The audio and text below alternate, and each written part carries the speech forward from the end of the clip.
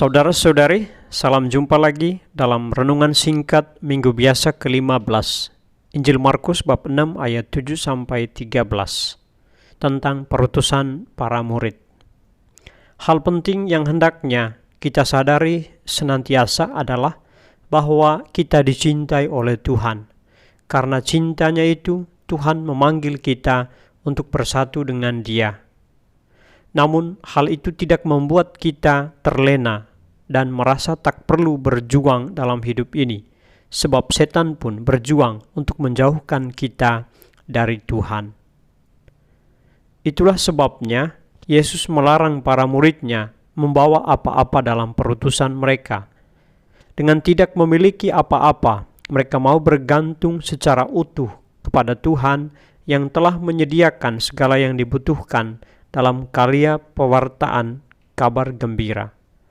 Dengan tidak membawa uang, para murid tidak tergoda oleh keinginan untuk berfoya-foya, lalu lupa mewartakan kasih Tuhan. Dengan tidak membawa baju lebih dari satu, mereka menjadi lebih bebas dalam menjalankan tugas perutusannya, sebab mereka tidak sibuk dengan memperhatikan penampilannya. Itu semua membawa kita pada satu kesadaran bahwa kalau mau menjadi murid Yesus, percaya dan bergantunglah sepenuhnya pada Dia, sebab Dia akan menyediakan apa yang diperlukan oleh setiap murid dan umatnya. Percaya pada penyelenggaraan ilahi. Keyakinan ini sudah menjadi nyata dalam kehidupan banyak orang kudus dan juga para martir. Santa Teresa dari Kalkuta, misalnya, memulai karya pertolongan bagi orang sakit dan orang miskin tanpa memiliki uang dan rumah. Namun ia memiliki keyakinan bahwa kalau itu karya Tuhan, maka Tuhan jugalah yang menyediakan apa yang diperlukan. Dan memang Tuhan membantunya. Dengan sendirinya orang datang memberi pertolongan, menyediakan rumahnya untuk ditempati bukan saja oleh Santa Teresa, tapi juga oleh orang-orang sakit. Bantuan makanan tiba-tiba datang dari orang-orang yang mau membantu dari seluruh dunia. Itulah contoh kepasrahan total, kepercayaan utuh pada penyelenggaraan ilahi.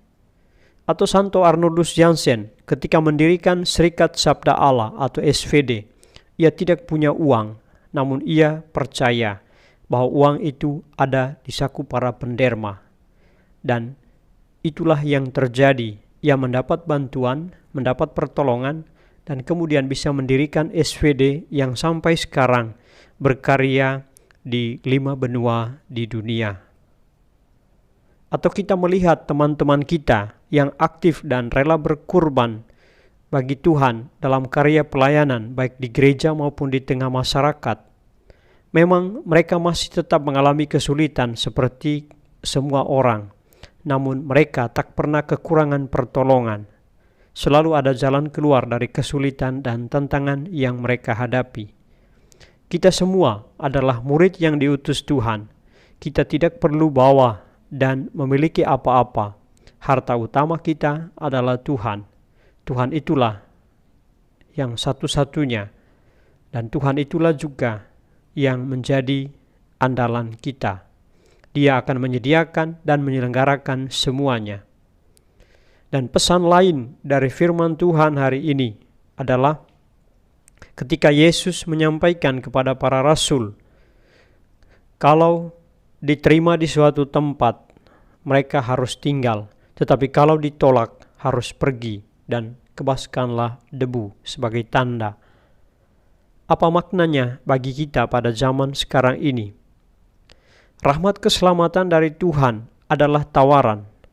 Rahmat yang diterima akan tinggal dan berbuah. Rahmat yang ditolak akan berlalu. Membuka diri kepada Tuhan berarti menerima rahmat kasih-Nya dan akan berbuah dalam hidup. Menutup diri kepada Tuhan sama artinya dengan kehilangan kasih karunia Tuhan. Hubungan dengan Tuhan terputus. Oleh karena itu pesannya jelas, sambutlah rahmat Tuhan dengan hati terbuka dan penuh iman.